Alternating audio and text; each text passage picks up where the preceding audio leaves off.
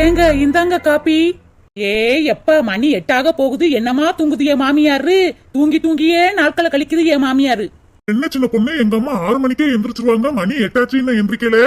ஆமா, உங்க அம்மா 6 மணிக்கு எந்திரிச்சு கலெக்டர் வேலைக்கு போறாங்க பாருங்க. எந்திரிச்சு திரும்பி தூங்குவாங்க, அப்புறம் எந்திரிச்சு திரும்பி தூங்குவாங்க. இதே வேலையா தானே தெரியுறாங்க. எந்திரிப்பாங்க.